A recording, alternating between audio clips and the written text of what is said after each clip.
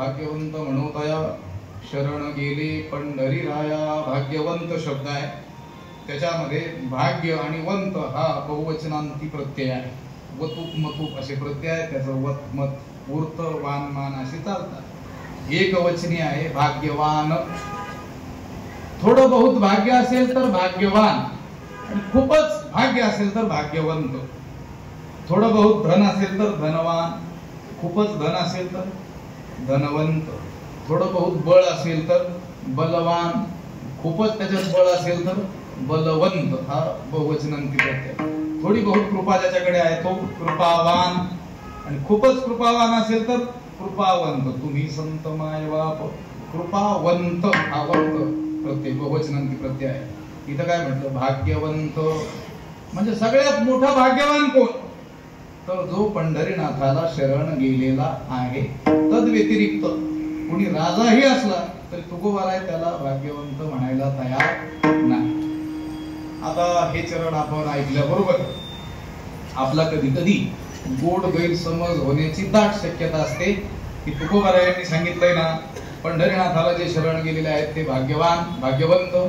तर मग आपण कीर्तन करतो, कीर्तन ऐकतो, भजन करतो, भजन करवतो, वारी करतो, सद्ग्रंथांचं पठण करतो, पूजन करतो. याचा अर्थ आपण पंढरीनाथाला शरण गेलेलो असलो पाहिजे. आणि आपल्याला देखील तुकाराम महाराजांनी काय म्हटलेलं असलं पाहिजे, भाग्यवंत म्हटलेलं असलं पाहिजे, असं आपल्याला वाटण्याची दाट काय आहे शक्यता आहे. पण तुकोबाराय सहजासहजी कुणालाही तू महात्मा आहेस, तू संत आहेस, तू चांगला आहेस, तू थोर आहेस, तू भाग्यवान आहेस असं म्हणणार नाही. तुकाराम महाराजांचा जो स्वभाव आहे, स्वभाव गुण जो आहे, स्वभाव वैशिष्ट्य आहे, ते थोडस वेगळं आहे. ते कुणालाही सहजासहजी तू मोठा, तू चांगला, थोर असं म्हणत नाही. एक प्रसंग आहे, तो प्रसंग कल्पित आहे, तो एक चरण आहे, आपल्याला सांगणार आहे. कल्पना करायला हरकत नाही. तुकाराम पांडुरंगानं काय केलेलं असलं पाहिजे, पंढरपूरला एक मोठा सप्ताह केलेला असला पाहिजे. कधी? अधिक मासामध्ये मोठा सप्ताह केला. कोणी? पांडुरंगानं. कुठं? वाळवंटात, पंढरपूर. आता सप्ताह करायचं म्हटल्यानंतर अनेक घटक लागतात. सप्ताहाचे जे नियोजक लोक असतात त्यांना ठाऊक आहे किती लोकांच्या पाय पडावं लागतं, किती दारोदार फिरावं लागतं. कीर्तनकार लागतातच, टाळकरी गुणीजन लागतातच, श्रोते लागतातच, अन्नदान करणारे लोक लागतात, सेवा करणारे, द्रव्यदान करणारे लोक लागतात. म्हणून पांडुरंगानं तो मोठा सप्ताह केलेला असल्यामुळे अनेकांची मदत पांडुरंगाला घ्यावी लागली असली पाहिजे. कल्पना करायला काय हरकत. आणि मग त्या सप्ताहाच्या समाप्ती प्रसंगी योगायोगाने तुकाराम महाराज पंढरपूरला गेले असले पाहिजे. कुणाचा सप्ताह? पांडुरंगाचा. कुठला? पंढरपूरचा. मोठा सप्ताह. शेवटच्या दिवशी कोण पोहोचले योगायोगानं? तुकोबाराय पोहोचले. पांडुरंगाला वाटलं बरं झालं तुकोबाराय आयते चालू राहिले, आता तुकोबारायांच्या हस्ते काय करूया आपण, सत्कार करूया. कुणाचा? ज्यांनी ज्यांनी सप्ताहामध्ये मदत केलेली असेल त्यांचा. लक्षात करावं लागतात की नाही सत्कार? ते आमचे पहिला धो करायला लावायचे मला, महाराज या आता यांचं करा सत्कार. लक्षात आलं. देवानं तुकाराम महाराजांच्या हस्ते लोकांचा, तिथल्या लोकांचा सत्कार आरंभला. तुकोबाराय म्हटले ठीक आहे. देवानं एका व्यक्तीकडे बोट दाखवलं आणि सांगितलं, तुकोबाराय यांनी आपल्याला खूप मोठी मदत केलेली असल्यामुळं यांचा सत्कार तुम्हाला करावा लागेल. तुकोबाराय म्हटले ठीक आहे. तुकोबाराय यांच्याबद्दल तुम्हाला 4 शब्द माईकवर बोलावे लागतील. तुकोबाराय म्हटले ठीक आहे. पण देव म्हटले त्यांना संत म्हणावं लागेल. तुकोबारायांनी त्या माणसाकडे पाहिलं, संतत्वाचं कोणतंच चिन्ह नव्हतं. लक्षात आलं का? तुळशीमाळ गळा नव्हतीच, गोपीचंदन टिळा पत्ताच नव्हता, हृदय कळवळा वैष्णवांचा त्याचा तर तपासच नव्हता. कोणाच्या ठिकाणी? त्या माणसाच्या ठिकाणी ज्याच्याकडे बोट दाखवून भगवंतानं सांगितलं तुकोबारायांना यांना काय म्हणा, संत म्हणा. तुकोबाराय म्हटले मी म्हणणार नाही. भगवंत म्हटले तुकोबाराय अहो काय झालं म्हणायला, त्यांनी आपल्याला मदत केलेली आहे तेवढ्या पुरतं तर म्हणायचं. ते म्हटले मी म्हणणार नाही. पांडुरंग परमात्मा म्हटले तुकोबाराय तुम्ही काही या कलियुगातील आयोजकांकडून शिकलं पाहिजे. लक्षात कुणाचा गौरव कसा करावा, माळ नसली तरी हरिभक्ती परायण कसं म्हणावं. शेवगाव तालुक्यात एका ठिकाणी कीर्तन केलं. कीर्तन केल्यानंतर त्या निवेदकानं सांगितलं महाराजांचा सत्कार अमुक अमुक हरिभक्ती परायण करतील. मी म्हटलं गावचे कोणीतरी महाराज असतील, भजनी असतील. तो मनुष्य येताना पाहिला तर पॅन्ट शर्टवर होता. म्हटलं ठीक आहे, कोणीतरी शिक्षक असेल, नोकरीच्या निमित्तानं जावं लागतं म्हणून धोतर घालता येत नसेल, ठीक आहे. जवळ आले, सत्कार करायला लागले. आणखी जवळ जाऊन पाहिलं, माळेचा पत्ताच नव्हता लक्षात आलं. म्हटलं आता माळ नाही, याला हरिभक्त परायण त्या निवेदकानं कसं म्हटलं असलं पाहिजे. जाऊ द्या, त्यांचं गाव आहे, असू द्या म्हटलं, आपल्याला काय करायचं. प्रवासात जाताना एक जण सोबत होते, विठ्ठल भाऊ, ते त्यांच्या परिचित होते. कोण? हरिभक्त परायण, ते मगाशी. म्हटलं त्यांचा व्यवसाय काय नेमका. ते शिक्षक आहेत की कुठं नोकरीला आहेत की शेती करतात.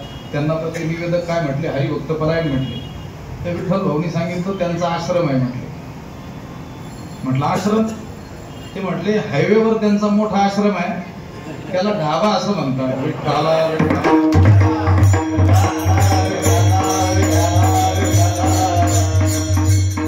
भगवंतानं तुकोबारायला सांगितलं असं काही शिका लोकांकडून तुम्ही, या माणसाला काय म्हणा, संत म्हणा. भांडण जुंपलं भगवंताचं आणि तुकोबारायांचं. देव म्हटले तुकोबाराय बघा, मी जगाचा चालक मालक परमात्मा तुम्हाला आज्ञा देतो की या माणसाला काय म्हणा, संत म्हणा. तरी देखील तुकोबारायांनी उत्तर दिले, तरीसी ते देवा करी माझे सुखे, तरी मी त्या सिमुखे न म्हणे संत. देवा तुला माझं काय करायचं ते करून घे, मी या माणसाला संत मानणार नाही. जया राज्य द्रव्य करणे उपार्जना, वशदंभ माना इच्छे झाले. ज्यांना राज्य हवं, द्रव्य हवं, मान हवा, सन्मान हवा, आणि तरी देखील संत म्हणून घ्यायचंय, त्यांना मी काही झालं तरी संत म्हणणार नाही.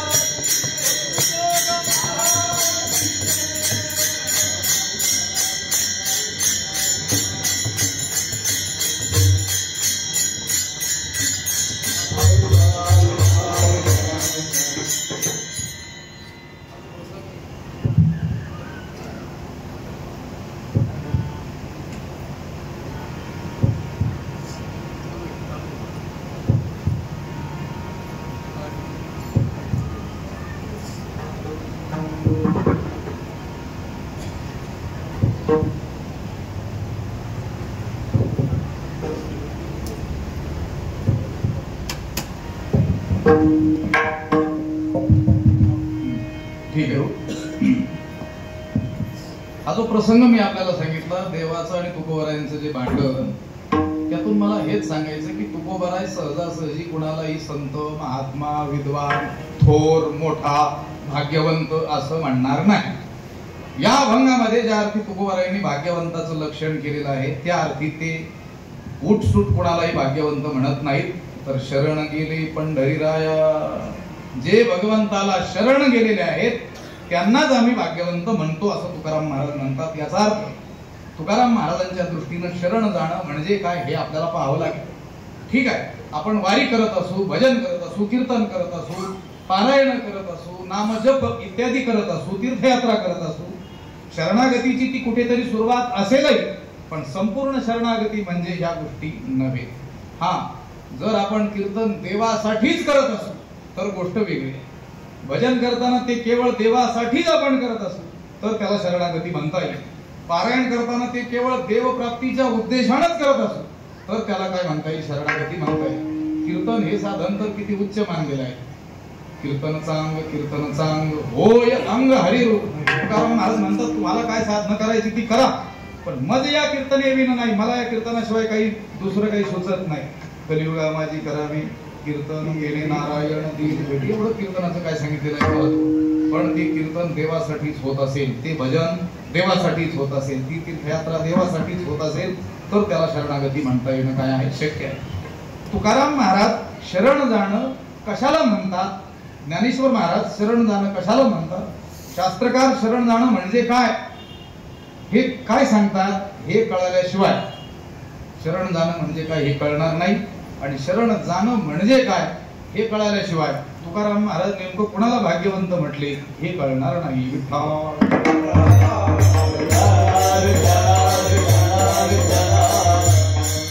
हा मोठा विषय आहे. केवळ शरण शब्दाचं चिंतन जर आपण आरंभलं तर 8-15 दिवस आपल्याला कीर्तन करावे लागतील. एवढं शरणागतीचं विस्तृत चिंतन केवळ ज्ञानेश्वरीमध्ये झालेलं आपल्याला आढळतं. आम्ही वाटेनं कीर्तन केली. वेदानंत बोलिला अर्थ तुलाची शोधिला गोवासी शरण जावी निजनिष्ठा नाम गावी. त्या अभंगाचं जे मुख्य गाभा आहे शरण जाणं त्याच्यावरती जवळजवळ आम्ही 6 कीर्तन केली. तरी देखील अजून ते शरण पद आम्हाला सांगायचंच राहिलेलं आहे.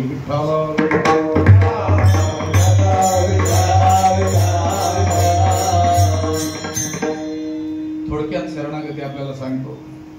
शरण शब्दाचा अर्थ आहे समर्पित होणं. आपलेपणानं आता आपण न उरणं त्याला काय म्हणायचं शरण. एकच ओवी एक श्लोक आपल्याला सांगतो. तमेव शरणं गच्छ सर्व भावेन भारत तत्प्रसादात् परां शांतिं स्थानं प्राप्स्यसि शाश्वतं. तया अहम वाचा चित्त अंग देवुनिया शरण रिघ महोदधिका गांग. रिगाले जैसे ज्ञानोबा म्हणतात त्या परमेश्वराला अहम वाचा चित्त आणि अंग हे देऊन मग जीवानं काय व्हावं शरण जावं. कसं शरण जावं. महोदधिका गांग रिगाले जैसे ज्याप्रमाणे त्या समुद्राला गंगा नदी शरण जाते.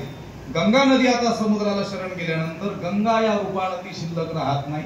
गंगा हे तिचं नाव राहत नाही. गंगेचं पूर्वीचं स्वरूप शिल्लक राहत नाही. आता ती समुद्र रूप होऊन जाते.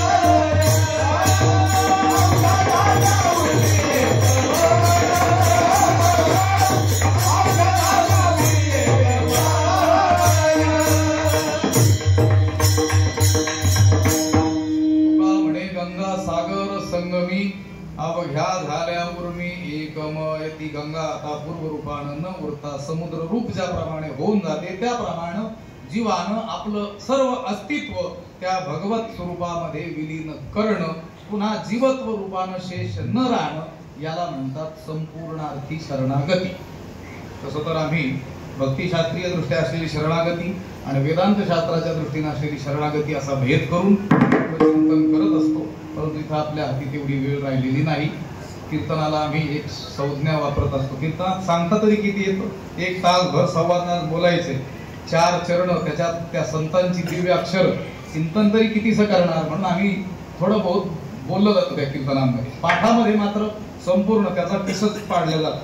लक्षात त्या शब्दाचा त्या शब्दाच्या मुळाशी पूर्ण पोहोचले जातं. त्याला विद्वानांच्या भाषेत बाल की खाल निकालना म्हणतात. बाल म्हणजे केस आणि खाल म्हणजे कातड. ती केसालाही शोधत बसतात विद्वान. इतका बारीक विचार केला जातो. पण कुठं पाठामध्ये प्रवचन मालिका जर असेल 8-10 दिवस एखाद्या ठिकाणी प्रवचन तर कीर्तनात तेवढं सांगितलं जात नाही. किती सांगितलं जातं थोडं बहुत. आम्ही त्याला गरिबी हटाव योजना म्हणतो. थोडं बहुत सांगितलं जातं. ठीक आहे बाबा माझा शब्द नाही तो वैकुंठवासी गुरुवर्य वक्ते बाबांचा शब्द. ते म्हणायचे कीर्तन प्रवचन म्हणजे गरिबी हटाव योजना. आणि आणखी गमतीनं ते जोडायचे ठीक आहे योजना गरिबी हटाव का असे ना पण तिच्यात भ्रष्टाचार तरी नको. विठ्ठल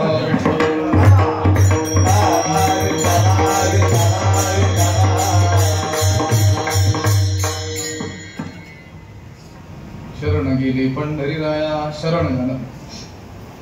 त्या वेदांत शास्त्राच्या दृष्टीने थोडासा विचार करायचा आहे आपल्याला आणि सेवा समाप्त करायची. सर्व धर्मान् परित्यज्य मामेकं शरणं व्रज अहंत्वा सर्व पापेभ्यो मोक्षयिष्यामि मा शुचः. त्याच्याकडे विस्तृत चिंतन आहे, पण 2-3 उदाहरणं ज्ञानोबारायांनी शरणागती संबंधी तिथं दिलेली आपल्याला आढळून येतात. जैसे घटाचे विनाशी अग्नी गगन प्रवेशे मज शरण येणे तैसे ऐक्य करी सुवर्णमणी सोनया ये कल्लोळ जैसा पानिया तैसा मज धनंजया शरण येतू. भगवंताच्या मुखामध्ये शब्द घातलेले आहे. ज्याप्रमाणे घटभंग झाल्यानंतर घटातील आकाश महाआकाशामध्ये विलीन होऊन जातं, वेगळ्या रूपाने ते उरत नाही, त्याप्रमाणे हे अर्जुना तुम्हाला शरण आलं पाहिजे. सुवर्णमणी सोनया, सोन्याचा मणी ज्याप्रमाणे सोन्याला शरण आहे पूर्णपणे, एक कल्लोळ जैसा पानिया, पाण्यावर उठलेला तरंग ज्याप्रमाणे त्या पाण्याहून वेगळा नाही, त्याच्याशी अभिन्न एक रूप असाच आहे. हे धनंजय, हे अर्जुना, त्याप्रमाणे तुम्हाला शरण ये. पण अर्जुना, मी तुला बराच वेळचं पाहतो आहे, तू नुसता मुखाने म्हणतोयस हे देवा मी तुला शरण आलो, हे देवा मी तुला शरण आलेलो आहे, असं नुसता म्हणतोस, पण पुन्हा स्वतः संबंधीची समजूत तुझी काय आहे? मी अर्जुन आहे, मी जीव आहे, मी जन्मणारा मरणारा आहे, मी सुखी दुःखी आहे, मी करता भोगता आहे. मग जर अर्जुना तू म्हटल्याप्रमाणे तू जर मला खरंच शरण आलेला असशील, शरण येणं म्हणजे संपूर्ण विलीन होऊन जाणं, आता जीवत्व रूपानं न उरणं. तू नुसता मुखाने म्हणतो हे देवा मी तुला शरण आलेलो आहे आणि पुन्हा दुःख करणं तुझं सुरूच आहे, याचा अर्थ तुझी शरणागती खोटी आहे. मज ही शरण विकीजे आणि जीवत्वेची अशी जे धिक बोली इयान लजे प्रज्ञा केली. हे अर्जुना, तुझ्या बुद्धीला लाज वाटत नाही का? हे देवा मी तुला शरण आलेलो आहे असंही म्हणतोस आणि पुन्हा जीवत्व रूपाने शेष राहतोस. जर मला शरण आलेला असशील तर तू शिव स्वरूपच होऊन जायला पाहिजे. याचा अर्थ शरण जाणं म्हणजे संपूर्ण काय होणं? विलीन होऊन जाणं, पुन्हा जीव रूपानं शेष न राहणं, याला संपूर्ण शरणागती म्हणतात. हे शरणागतीचं उपलब्ध दर्शन आपल्याला घडवलंय. ज्ञानेश्वरीमध्ये मी सांगितल्याप्रमाणे शरणागतीचं इतकं विस्तृत चिंतन आहे आणि त्याची विभागणी जर आपण केली, भक्तिशास्त्रीय दृष्ट्या असलेली शरणागती आणि वेदांत शास्त्रीय दृष्ट्या असलेली शरणागती, तर त्याचं चिंतन 8-10 दिवस करता येणं शक्य आहे.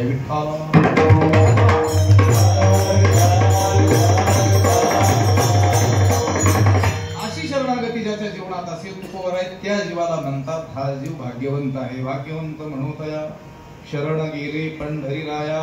आणखी एक स्फुरलेला विचार तुम्हाला सांगतो.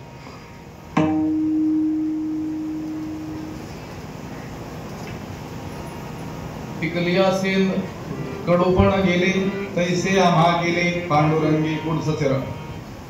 आठव काम क्रोध लोभ निमाले ठाईची अवघी आनंदाची सृष्टी झाली. पुढचं चरण. आठव नाठव गेले भावा भाव झाला स्वयमेव पांडुरंग. इथं अंडरलाईन करा, झाला स्वयमेव पांडुरंग. पांडुरंग स्वरूप होऊन जाणं. आता त्याचं शेवटचं चरण सांगा. या नावे म्हणजे संसारी जन्मीजे याची लागी तुका म्हणे भाग्य. या नावे म्हणजे तुकाराम महाराज म्हणतात याला भाग्य म्हणायचं. झाला स्वयमेव पांडुरंग. पांडुरंग स्वरूप होऊन जाणं हीच शरणागती आणि त्यालाच म्हणायचं भाग्य. विठ्ठल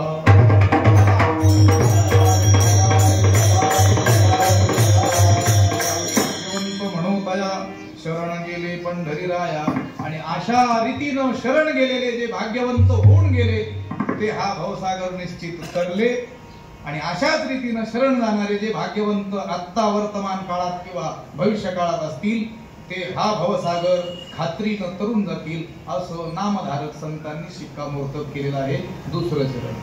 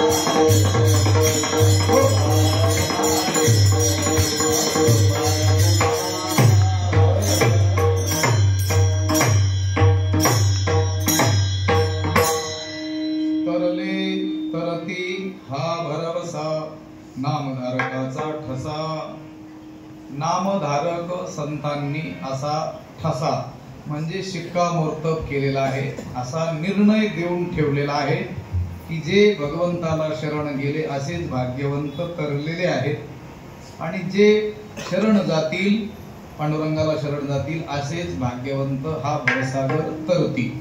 तरली तरती, तरले म्हणजे माग. काय जाणे काय जाणो तरले किती, नाव आयती या पैसा.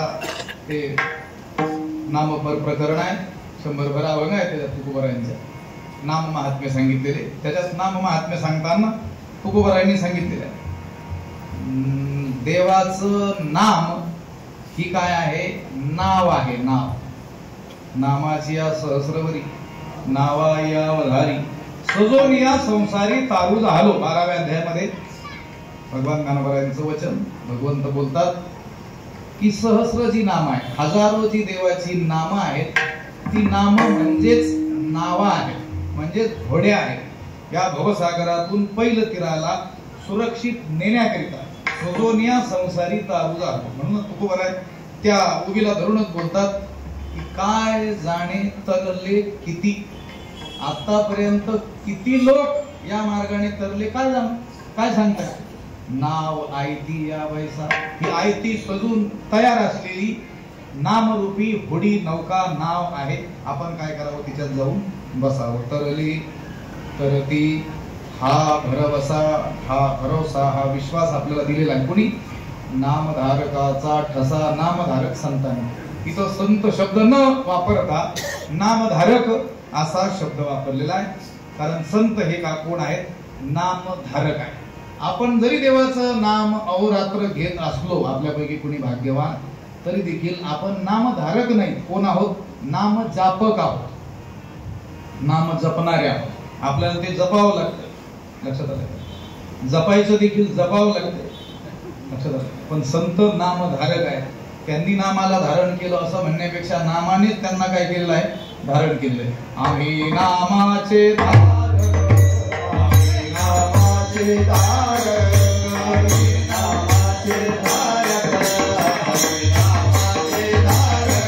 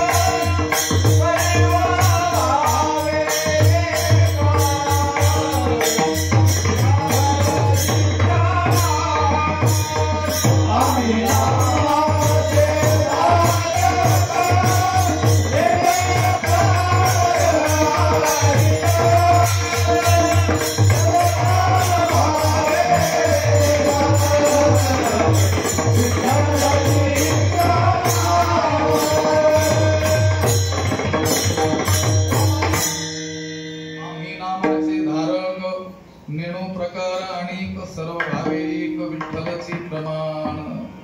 आणि इथं जो ठसा शब्द आहे, एकंदर शिक्का आठविला इहलोका आलो म्हणे तुका मी नामाचा धारक. तिथं नामधारक शब्दही आहे आणि नामधारकांचा ठसा शब्दाला प्रतिशब्द शिक्का हा शब्द आहे. तो शिक्का शब्द सुद्धा त्याच चरणात आहे. एकंदर शिक्का पाठविला इहलोका आलो म्हणे तुका मी नामाचा धारक. आणि तुकाराम महाराजांची जी नामावली आहे गाथा पारायणाच्या अखेरीस आपण ती वाचत असतो. श्री तुकारामा प्रिय श्रीरामा असुरविरामा स्वानंद रामा चैतन्य भूषणा. त्याच्यामध्ये एक नाव आहे. काय नाव आहे? महानामधारका. तुकाराम महाराज कोण आहेत? महानामधारक आहेत. नामधारकाचा ठसा नामधारक संतांनी असा निर्णय देऊन ठेवलेला आहे, असा शिक्कामोर्तब केलेला, असा ठसा उमटवून ठेवलेला आहे की जे भगवंताला शरण गेलेले भाग्यवंत आहेत ते तरलेले आहेत आणि जे पुढे भगवंताला शरण जातील असेच भाग्यवंत तरतील. तरले तरती हा भरवसा नामधारकाचा ठसा. मी मगाशी म्हटल्याप्रमाणे कधी कधी सांसारिक लोकांमध्ये असा गैरसमज असण्याची शक्यता असते की आम्ही जर देव मार्गाला लागलो तर आमच्या संसाराचं काय होईल, वाटोळ होईल. तुकोबाराय म्हणतात काळजी करू नका. भगवंताचं नाम ही अशी साधना आहे की त्याने मोक्ष तर मिळणार यात शंका नाहीच, पण तुमचा संसार देखील सुखाचा होईल. मुक्ती मुक्तीचे ते स्थळ भोळे भाविका निर्मळ. तिसरं चरण. त्या तिसऱ्या चरणामध्ये तुकाराम महाराजांनी सांगितलं नाम साधना. या साधनेनं भुक्ती आणि मुक्ती या दोनही गोष्टी प्राप्त होतील. ज्ञानोबारांचा एक अभंग आहे. कर्म आणि धर्माचरिले जया लागी साधक सिरले साधन साधिता भागी गोड तुझे नाम विठो आवडले मज तुझे उच्चारिता मनाल वाटत असे लाज. त्याचं तिसरं चरण आहे. भुक्ती आणि मुक्ती नामापाशी प्रत्यक्ष चारी वेद साही शास्त्रे ऐसी वदता ती साक्ष. ज्ञानोबा म्हणतात भुक्ती म्हणजे भोग म्हणजे इहलौकिक सुख आणि मुक्ती म्हणजे मोक्ष पारलौकिक कल्याण. या दोन्ही गोष्टी नामापाशी प्रत्यक्ष भगवंताच्या नामाजवळ प्रत्यक्ष नांदतात. आणि हे आम्ही मनानं सांगत नाही. चारी वेद चारही वेदामध्ये साही शास्त्रे 6 शास्त्रामध्ये ऐसी वदता ती साक्ष म्हणून भुक्ती मुक्तीचे ते स्थळ भोळे भाविका निर्मळ. पण अट मात्र एक आहे. तो नाम घेणारा साधक निर्मळ अंतकरणाचा असला पाहिजे आणि भोळा असला पाहिजे. निर्मळ अंतकरणाचा भावे गावे गीत शुद्ध करून या चित्त तुझ व्हावा हे देव तरी हा सुलभ उपाव. त्याचं चित्त शुद्ध असलं पाहिजे, निर्मळ असलं पाहिजे आणि तो भोळा असला पाहिजे. भोळा असला पाहिजे म्हणजे विसरणारा असला पाहिजे. काय विसरणारा? काही विसरणारा नाही. मी माझी ऐशी आठवण विसरले दयाचे अंतकरण पार्था तो संन्यासी निरंतर. मी आणि माझं याचाच विसर ज्याला पडलेला आहे असा तो भोळा असला पाहिजे, निर्मळ अंतकरणाचा असला पाहिजे. तर त्याने घेतलेल्या नामाला भुक्ती आणि मुक्ती ही दोनही फळं लागतात. भुक्ती मुक्तीचे ते स्थळ भोळे भाविका निर्मळ. तुकाराम महाराजांचं हे बोलणं एक जण 1.5 तासापासून ऐकत होता. लक्षात आलं? जवळजवळ 10:15 वाजल्यापासून तुकाराम महाराज सांगत होते. 11:45 वाजून गेले होते. त्यानं विचारलं तुकोबाराय हे सगळं तुम्ही मनाचं सांगता का? तुम्हाला वाटतं तसं सांगता का? अनेक लोक बोलताना आढळतात ना, मला असं वाटतं, तुला वाटतं, ते घरी सांगायचं. तेही घरचे ऐकत असतील तर. लक्षात आलं? कीर्तनकारानं मला असं वाटतं असं म्हणायचंच नाही. नामदेवराय असं म्हणतात, सावता महाराज असं म्हणतात, ज्ञानोबाराय असं म्हणतात, तुकाराम महाराजांना असं वाटतं असं सांगितलं पाहिजे. तुला असं वाटतं तुला तसं वाटतं ते ऐकायला आम्ही तुला बोलवलेलं नाही असं तुम्ही सांगितलं पाहिजे. पण तुम्हाला त्याच्याशी देणं घेणं नाही. तुमचे नाव 10-10, 5-5 वेळेस घेतले की त्याने काही डोमलं सांगितलं नाही तरी अलीकडच्या कीर्तनांचा उद्देश देवन संतन भक्ती काही राहिलेलं नाही. लक्षात आलं? ही आम्ही नैमित्तिक कीर्तन करण्याची कारण जी अनेक आहेत त्याच्यातलं हे एक कारण. लोकांना तुम्ही त्या अभंगामधलं किती रहस्य सांगितलं याच्याशी देणं घेणं राहिलेलं नाही. तुम्ही त्यांची स्तुती किती केली त्यावरती ते ठरवलं जातं. कीर्तनकार मोठा की लहान. मोठा काय आकाराने काय 200-250 किलो असतात. लोक म्हणतात मोठे बाबा आणायचे. ट्रक मध्ये आणत असतं का काय? तुमचा मोठ्याचा उद्देश हाच की तुम्हाला लुटणारा बाबा पाहिजे. लक्षात जाऊ द्या. आमची गाडी सटकली की दुसरीकडे जाते असं. कीर्तनकारावर जबाबदारी आहे. आधारा वाचून काय सांगसी कहाणी. आधाराशिवाय बोलू नये. त्याच्या प्रत्येक वाक्याला वेदशास्त्र, पुराण, इतिहास, संत वचनामध्ये काय असला पाहिजे? पुरावा, आधार असला पाहिजे. आणि तो श्रोत्यांनी विचारला पाहिजे. बाबा तुम्ही मागाशी असं सांगितलं, कुठलं सांगितलं, पण तुम्हाला त्याच्याशी घेणं नाहीच, हे मी अगोदरच लक्षात. ज्ञानोबारायांकडून आपण शिकलं पाहिजे, निवृत्तीनाथ महाराजांकडून शिकलं पाहिजे. आपण त्या परिसरात आहोत. मैत्री ओणैक पवित्र अनादी पंचक्रोश क्षेत्र जेथ जगाचे जीवन सूत्र श्री महालया असे, अशा पवित्र पंचक्रोशीच्या अंतर्गत आपण राहतो. त्रिभुवनात एकमेव पवित्र असं हे स्थान आहे, जिथं 2.5 वर्षाहून अधिक काळ साक्षात ज्ञानोबारायांनी आपल्या सर्व भावंडांसह वास्तव्य केलं आणि जगाला ज्ञान देणारे महान ग्रंथ ज्ञानेश्वरी आणि अमृतानुभव किंवा अनुभवामृत हे सांगितले. मी हे का सांगतोय? ज्ञानेश्वरी ज्यावेळेस ज्ञानोबाराय सांगत होते, ज्ञानोबाराय एक अवाक्षर देखील व्यर्थ बोलणार नाही, पदाची कोर न सांडली, एक अक्षर देखील व्यर्थ सांगणार नाही. तरी देखील संत हा विषय आला, गुरु हा विषय त्यांच्या समोर आला रे आला की त्यांना राहवत नव्हतं आणि थोडक्यात बोलण्याच्या ऐवजी ते विस्तारानं बोलू लागत होते. त्यावेळेस निवृत्तीनाथ महाराज त्यांना थांबवत होते. व्यर्थ बोलत होते का ज्ञानोबाराय? नाही. विषय सोडून बोलत होते का? व्यर्थ गोष्टी सांगत होते का? नाही. पालनाळ लावला होता का? नाही. पण गुरुवर्णन आलं, संत वर्णन आलं की ज्ञानोबाराय वाहवत जायचे आणि किती बोलू आणि किती नको असं त्यांना व्हायचं. त्यावेळेस निवृत्तीनाथ महाराज त्यांना थांबवायचे की ज्ञानोबाराय हे काही सांगणं आता बस झालं, देवानं गीतेमध्ये जे निरोपिलं ते आता आम्हाला सांग. बघा, ज्ञानोबाराय व्यर्थ बोलत नसताना देखील एखादा विषय त्यांनी लांबवला असेल तरी देखील निवृत्तीनाथ महाराज त्यांना थांबवतात. तुमच्यातील अनेक निवृत्तीनाथांनी जागा होण्याची गरज आहे की ज्ञानोबा आता थांबा. बोलले लक्षात येतंय का? आलं तर आमचं भाग्य म्हणायचं. विठ्ठला